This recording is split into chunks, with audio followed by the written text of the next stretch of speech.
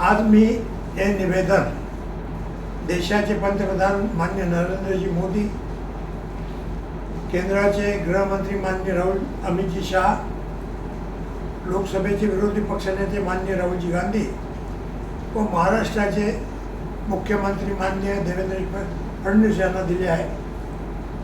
केंद्रीय नीट परीक्षेत झालेला भ्रष्टाचार, या भ्रष्टाचाराने भारत सरकार अपमानित झाले आहे. नीट परीक्षा केंद्रीय शिक्षण मंत्र्याच्या अंतर्गत येते. यामुळे केंद्रीय शिक्षण मंत्री नामदार श्री धर्मेंद्र प्रसाद यांना केंद्रीय मंडळातून दूर करावे. नीट परीक्षेच्या पेपर फुटीमध्ये शासनाने ज्या गुन्हेगारास बेड्या ठोकल्या, अशा गुन्हेगारांची घरे शासनाने संभाजीनगर प्रमाणे बुलडोझरने पाडावे किंवा यांची सर्वांची मालकीची घरे शासनाने ताब्यात घेऊन यामध्ये शासकीय वाचनालय उघडावे. देशामध्ये कुठे विमान अपघात, ST अपघात, शासकीय इमारत कोसळून अपघात, रेल्वे अपघात अशा प्रकारचे अपघात झाल्यास शासन अपघातग्रस्तांना दाखवून मदत करते. नीट परीक्षा 23 लाख विद्यार्थ्यांचा हा शैक्षणिक अपघात आहे आणि म्हणून या शैक्षणिक अपघाताला देशाचे पंतप्रधान यांच्या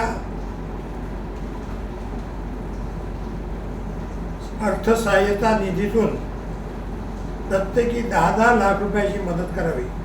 नीट फेर परीक्षा यामुळे काही विद्यार्थ्यांनी आत्महत्या करून घेतल्या, काही विद्यार्थ्यांच्या व त्यांच्या पालकांच्या मानसिकतेवर विपरीत परिणाम झाला व होत आहे.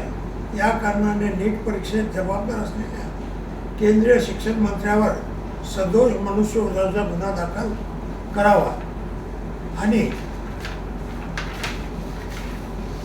केंद्रीय शिक्षण मंत्री श्री धर्मेंद्र प्रसाद यांनी जाहीर केले नीट परीक्षा पुन्हा होईल. नीट परीक्षेकरता भरलेली फी वापस मिळेल व आता फी भरण्याचे कारण नाही. ही घोषणा म्हणजे राजा उदार झाला आणि हाती भोपळा दिला अशी आहे. या माझ्या निवेदनात सगळ्यात महत्त्वाचा भाग जे आहे असे केंद्रीय शिक्षण मंत्र्यास मंत्रिमंडळात काढावे. केंद्रीय शिक्षण मंत्री यांच्यावर सदोष मनुष्यवधाचा गुन्हा दाखल करावा. नीट परीक्षार्थी विद्यार्थ्यांना पंतप्रधान अर्थसहाय्यता निधीतून प्रत्येक 10 लाख रुपयाची मदत द्यावी.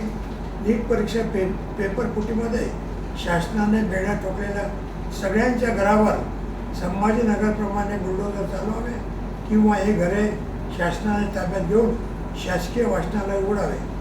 आमची मागणी शीघ्रगतीने मान्य करून या मागणी सहमत असलेल्या देशवासियांच्या जनमताचा आदर करावा हीच विनंती.